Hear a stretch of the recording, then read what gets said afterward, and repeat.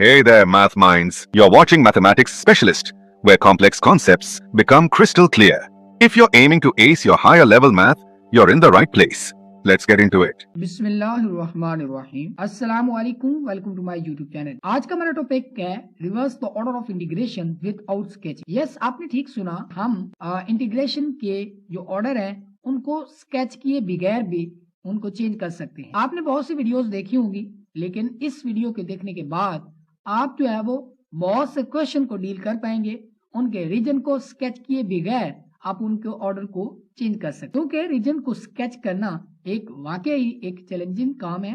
तो आप उसको स्केच किए बगैर उसके ऑर्डर को चेंज कर सकते। तो मैंने इसके क्वेश्चंस को दो टाइप्स में डिवाइड किया है। आज हम टाइप 1 की बात करेंगे कि उसमें जो क्वेश्चन होंगे, एक लिमिट होगी जिसमें कांस्टेंट होंगे और एक लिमिट होगी जिसमें क्या होगा, हमारे पास वेरिएबल हो। तो आज क्वेश्चन नंबर 1 की बात करते हैं। अब यहाँ पर हम जो क्वेश्चन गिवन है जिसका हमने ऑर्डर चेंज करना है, तो सबसे पहले तो आपने क्या करना है कि इसकी लिमिट्स को यहाँ पर लिख लेना है। तो यहाँ पर हम देख सकते हैं, यहाँ पर dy है, तो डेफिनेटली ये y की लिमिट्स होगी। तो y ranges from 2 to 4 minus 2x and x ranges from 0 to 1। अब यहाँ पर अगर आप गौर करें तो जो y है वो क्या है, इन टर्म ऑफ वेरिएबल है, यानी कि y की जो रेंज है वो इन टर्म ऑफ वेरिएबल है और जो x की रेंज है वो इन टर्म ऑफ कांस्टेंट है। जब आप इसके ऑर्डर को चेंज करेंगे तो आप देखेंगे कि जो y होगा वो इन टर्म ऑफ कांस्टेंट होगा, यानी कि इसकी अपर लिमिट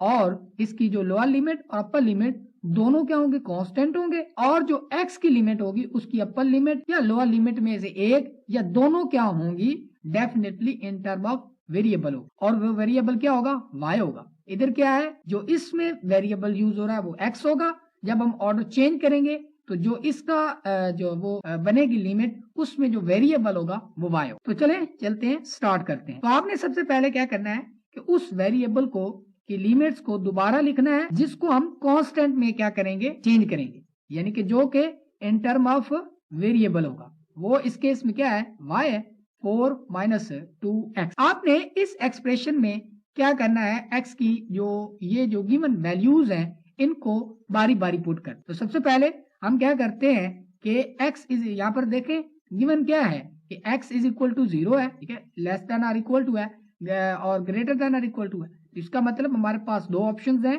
एक है x इज इक्वल टू 0 और दूसरा क्या है, x इज इक्वल टू 1। यहाँ पर आप देख सकते हैं गिवन है। तो हम क्या करते हैं कि सबसे पहले पुट कर लेते हैं x इज इक्वल टू 0। तो यहाँ पर आप जो है इस एक्सप्रेशन में पुट करें तो ये क्या बनेगी एक्सप्रेशन, 2 लेस देन और equal to y less than और equal to 4 minus 2 into 0, that will becomes 2 less जो है वो लेस देन और equal to y which is less than और इक्वल टू 4। तो इसको हम कहेंगे कि ये रेंज होगी, range of y which is in term of cost। अब आप बात करेंगे कि हम x इज इक्वल टू 1 को भी यहाँ पर लिख के भी इसके लिए निकाल सकते हैं।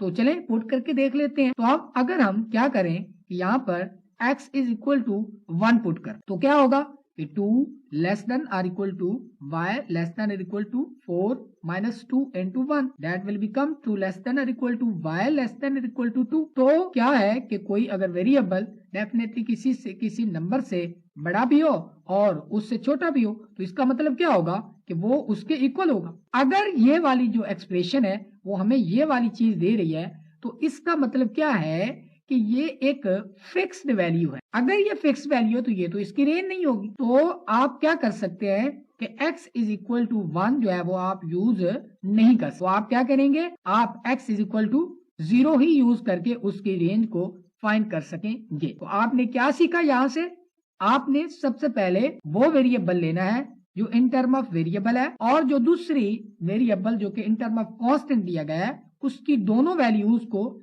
आपने क्या करना है, उसमें पुट करना है। आप उसकी दोनों वैल्यूज में से उसकी x की वो वैल्यू पुट करेंगे जो कि क्या दे, y की मुख्तलिफ वैल्यूज दे, यानी कि जो उसकी रेंजेस को प्रोवाइड करे। आप वो वैल्यू कभी भी चूज नहीं करेंगे जो कि क्या दे, एक फिक्स्ड वैल्यू दे, ठीक है। तो इसमें केस में क्या था कि x इज इक्वल टू 1 हमें क्या दे रहा है, y from 2 to 4 which is the range of y, और x इज इक्वल टू 1 हमें उसकी फिक्स्ड वैल्यू दे रहा था, इसलिए हमने x इज इक्वल टू 0 को लिखा। उम्मीद करता हूं आपको इसकी समझ आ गई हो। अब हम नेक्स्ट मूव कर, अब जो आपने यहां से शुरू किया था यानी कि उस लिमिट को दोबारा लिखना, यानी कि जो वेरिएबल वाली लिमिट है उसको दोबारा लिखेंगे।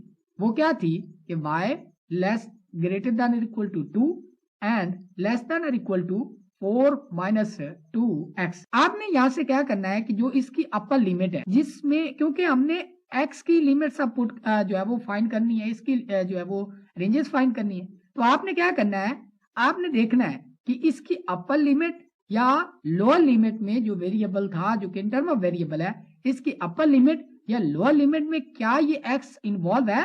तो यहां से अगर हम देखें तो y की जो अपर लिमिट है उसमें जो है वो ये वाला x इन्वॉल्व है। तो आपने इसको इस तरह से सेपरेटली लिख लेना। आपने यहां से x की वैल्यू फाइंड करनी है, तो अगर हम x की वैल्यू यहां से फाइंड करें, 2x इधर आएगा, ये बनेगा 4 minus y, that will become x less than और equal to 4 minus Y over 2। तो ये बन गई x की वैल्यू आपने निकाल ली। अब आप चलें कि जो गिवन था कि x इज ग्रेटर देन और equal to 0 and less than और इक्वल टू 1, तो आप इसको दोबारा जो है वो इसकी लिमिट को लिखें कि x इज ग्रेटर देन और equal to 0 and less than और इक्वल टू 1। अगर आप यहाँ पर गौर करें तो जो x यहाँ पर x की अपर लिमिट है वो क्या है 1, तो हम क्या करने जा रहे हैं कि इसकी जो लोअर लिमिट है उसको क्या लेंगे, 0 ही लेंगे। और हमारे पास क्या है कि इसकी upper limit 4 minus Y over 2 है, तो आप जस्ट इस 1 को रिप्लेस कर देंगे इससे, जो कि हमने x की वैल्यू निकाली थी y की अपर बाउंड। तो यहाँ पर भी क्या है, x लेस देन और equal to 4 minus Y over 2 है, यहाँ पर x less than equal to 1 है। इसका मतलब क्या होगा, इस 1 को रिप्लेस कर देंगे किससे भाई, 4 माइनस वाई ओवर 2 से। तो ये हमें क्या मिल जाएगी, रेंज ऑफ x मिल जाए। तो हमने क्या किया कि सक्सेसफुली हमने ऑर्डर ऑफ इंटीग्रेशन को क्या कर लिया, चेंज कर लिया। का मतलब क्या है कि हम जो इंटीग्रेशन की लिमिट से 0 से लेकर 1 तक एंड 2 से लेकर 4 माइनस 2x तक into D Y D X, इसको हम लिख सकते हैं। जो सबसे पहले तो हमने लिमिट निकाली वो थी 2 से लेकर 4 तक y की लिमिट, इसके बाद जो x निकाली वह है 0 से लेकर 4 माइनस वाई ओवर 2, ये क्या रही गई dx और ये dy। तो हमने सक्सेसफुली जो ऑर्डर ऑफ इंटीग्रेशन है वो चेंज कर लिया। तो इस तरह से आप तमाम जो है वो क्वेश्चन को डील कर सकते हैं।